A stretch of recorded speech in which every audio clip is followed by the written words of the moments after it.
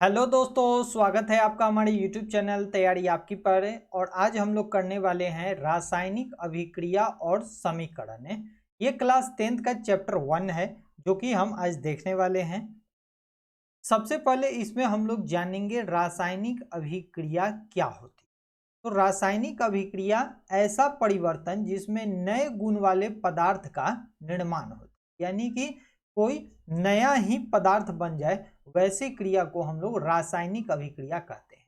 आपको यहाँ पे बता दें, रासायनिक अभिक्रिया के कुछ उदाहरण हैं, जैसे भोजन का पचना हुआ, श्वसन हुआ, लोहे पर जंग लगना हुआ, दही का बनना हुआ। ये सब जो है वह एक रासायनिक परिवर्तन है, रासायनिक अभिक्रिया है, यानी कि इनमें रासायनिक परिवर्तन भी हो रहा है। ठीक है, परिवर्तन दो तरह के परिवर्तन होते हैं, एक भौतिक परिवर्तन और दूसरा होता है रासायनिक परिवर्तन। हम लोग यहाँ पे भौतिक परिवर्तन के बारे में बात नहीं करेंगे, रासायनिक परिवर्तन के ही बारे में जानेंगे। लेकिन आपको यहाँ पे संक्षिप्त में ये बता दें कि भौतिक परिवर्तन वो परिवर्तन होता है जिसे कि दोबारा प्राप्त किया जा सकता है। जैसे बर्फ का जमना, अगर बर्फ जो है वह जमता है तो पुनः उससे पानी प्राप्त किया जा सकता है और फिर उसे जमाया भी जा सकता है। तो इसे जो है वह भौतिक परिवर्तन कहते हैं। और ऐसा परिवर्तन जिसमें कि कुछ नया ही सबस्ट्रांस बन जाए, कुछ नया ही निर्माण हो जाए, यानी कि नए गुण वाले पदार्थ का निर्माण हो जाए, तो वैसे अभिक्रिया को क्या कहते हैं? रासायनिक परिवर्तन या रासायनिक अभिक्रिया कहते हैं। तो उसी को रासायनिक अभिक्रिया या रासायनिक परिवर्तन कहते हैं। जैसे भोजन का पचना, क्या भोजन डाइजेस्ट हम लोग कर लेते हैं तो पुनः उस भोजन को प्राप्त किया जा सकता है? तो ऐसा नहीं हो सकता है। ऐसा इसलिए नहीं हो सकता है क्योंकि जो भोजन पच गया वो अब किसी और फॉर्म में ही जो है वो बदल जाता है। दूसरा है श्वसन। श्वसन में जो है वह रेस्पिरेशन हो रहा है और ये हमेशा निरंतर बदल रहा है, तो ये चेंजिंग संभव ही नहीं है। लोहे पर जंग लगना, लोहे पर अगर जंग लग जाता है तो उस पर क्या हो जाता है, वो मतलब दोबारा पुनः वैसा मिलना मुश्किल है, संभव ही नहीं है। दही का बनना, दूध से दही बनाई गई है और क्या दही से दूध बनाई जा सकती है? तो ऐसा संभव नहीं है। यानी कि रासायनिक अभिक्रिया और भौतिक अभिक्रिया आप हमें लगता है कि आप समझ चुके हैं। पुनः एक बार बता देते हैं कि वैसी अभिक्रिया जिसमें कि पदार्थ जो है वह बनने के बाद दोबारा उसे प्राप्त कर लिया जाए, वैसी अभिक्रिया को हम लोग भौतिक अभिक्रिया कहते हैं। जैसे बर्फ का जमना। दूसरी चीज होती है रासायनिक, ये परिवर्तन भौतिक परिवर्तन, और रासायनिक परिवर्तन यानी कि रासायनिक अभिक्रिया। भौतिक अभिक्रिया नहीं, भौतिक परिवर्तन। रासायनिक परिवर्तन में क्या होता है? रासायनिक परिवर्तन में होता है कि जो एक बार बन गया उसके बाद उसे दोबारा उसी रूप में प्राप्त करना जो है वो मुश्किल है। वह जब भी प्राप्त होगा नए गुण वाले पदार्थों के ही निर्माण में होगा। अब बात आती है कि जब ये अभिक्रिया होती है तो हमें क्या क्या प्राप्त होती है, मतलब किस रूप में ये बताती है कि अभिक्रिया हो गई है। पहला होगा कि इसके अवस्था में कुछ परिवर्तन आ जाए, अवस्था में परिवर्तन आ जाएगा, यानी कि होने के बाद से ये सॉलिड, लिक्विड और गैस के रूप में बदल जाएगा। दूसरा कि रंग में परिवर्तन हो सकता है, इसका रंग बदल जाएगा। तापमान हो सकता है कि बढ़ भी सकता है, घट भी सकता है। हम आगे जो है इसके आगे वीडियो में जो है वह देखेंगे। गैस का उत्सर्जन, गैस का उत्सर्जन हो सकता है। तो ये सभी जो है वो बताती है कि जब ये क्रियाएं होती हैं तो ये बताती है कि किसी का रासायनिक अभिक्रिया जो है वह हो रही है।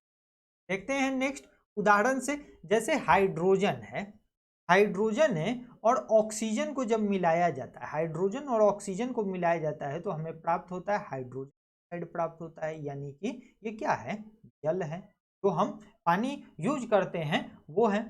दूसरा चीज, कार्बन को लेते हैं और कार्बन में जब ऑक्सीजन को मिलाते हैं तो हमें प्राप्त होता है कार्बन डाइऑक्साइड, यानी कि अलग अलग फॉर्म में जो है हमें प्राप्त हो रहा है। जैसे तो ये अगर अब हाइड्रोजन और ऑक्सीजन, तो इसे क्या कहते हैं? अभिकारक कहते हैं। यानी कि देखते हैं अभिकारक किसे कहते हैं। और कार्बन और ऑक्सीजन को क्या कहते हैं? कार्बन और ऑक्सीजन को भी अभिकारक कहते हैं। यानी कि हम लोग देखेंगे कि जब अभिक्रिया होती है तो उसमें किसी अभिकारक और अभिक्रिया, अब हाइड्रोजन ऑक्साइड यानी कि जो बन गया है तो वो उत्पाद कहलाता है, और कार्बन डाइऑक्साइड ये जो है वो उत्पाद कहलाता है। अब अभिकारक किसे कहते हैं, रिएक्टेंट्स किसे कहते हैं? तो ऐसा पदार्थ है जो अभिक्रिया, रासायनिक अभिक्रिया में भाग लेता है, वैसे पदार्थ को क्या कहते हैं? तो अभिकारक कहते हैं, रिएक्टेंट्स कहते हैं। और उत्पाद किसे कहते हैं, प्रोडक्ट किसे कहते हैं? तो वह ऐसे पदार्थ जिसका निर्माण रासायनिक अभिक्रिया से होता है, यानी कि जब दो पदार्थ जो है ये हाइड्रोजन और ऑक्सीजन अभिक्रिया करता है तो एक नया उत्पाद हमें प्राप्त होता है। कार्बन और ऑक्सीजन अभिक्रिया करता है तो एक नया उत्पाद कार्बन डाइऑक्साइड प्राप्त होता है। तो नए पदार्थ का निर्माण जिसमें होता है वो उत्पाद होता है, और जो अभिक्रिया में भाग लेता है, रासायनिक अभिक्रिया में भाग लेता है, वह अभिकारक कहलाता है। अब देखते हैं रासायनिक समीकरण। हम लोग तो रासायनिक समीकरण भी जानने आए हैं, तो रासायनिक अभिक्रिया को संक्षिप्त रूप में लिखने को रासायनिक समीकरण कहते हैं। अभी तक हम लोगों ने देखा कि हाइड्रोजन, ऑक्सीजन लिखने में हमें क्या होता है, थोड़ा लंबा सा है, तो अब हमें इसे संक्षिप्त रूप में यानी कि सिंबल के रूप में लिखेंगे। जैसे कार्बन, कार्बन और ऑक्सीजन, तो ये मिलकर के क्या बनता है, कार्बन डाइऑक्साइड। यानी कि लिखने में हमें लंबा सा लिखना पड़ा और कुछ समझ में भी उतना नहीं है। तो रासायनिक समीकरण वह समीकरण होता है जिसे कि समीकरण अभिक्रिया को संक्षिप्त रूप में लिखी जाती है और सारी जानकारी जो है वह इसी में डाल दी जाती है। जैसे कार्बन का सिंबल क्या होता है, C होता है, और ऑक्सीजन का O होता है। तो ये दोनों अभिक्रिया करके क्या बनता है, CO2 का निर्माण है वो होता है। अब रासायनिक समीकरण को लिखने का क्या नियम, ये आपके लिए सबसे महत्वपूर्ण है, तो इसे आपको जानना चाहिए। रासायनिक तो कैसे लिखते हैं इसके बारे में जानेंगे। पहला है कि अभिकारकों के बीच योग जो है वह प्लस का चिन्ह लगाकर बाईं ओर LHS लिखते हैं, यानी कि लेफ्ट हैंड साइड लिखते हैं। जैसे देखते हैं कि इसके बीच कार्बन और ऑक्सीजन इन दोनों को मिलाते हैं, योग करते हैं, तो प्लस का साइन लगाते हैं। वहीं कार्बन C+O2, ठीक है। अब कार्बन और ऑक्सीजन ये क्या है, तो ये इसका लेफ्ट है। अभिक्रिया के दो साइड होते हैं, एक लेफ्ट साइड होता है और एक राइट साइड होता है। अब उत्पाद के बीच में हम लोग जानते हैं कि जो अभिकारक है, अभिकारक के बीच में जो है वो प्लस का साइन लगाते हैं। ये जरूरी नहीं है कि अभिकारक दो ही होंगे, दो से ज़्यादा भी हो सकते हैं। उत्पाद भी जो है वह दो से ज़्यादा हो सकता है।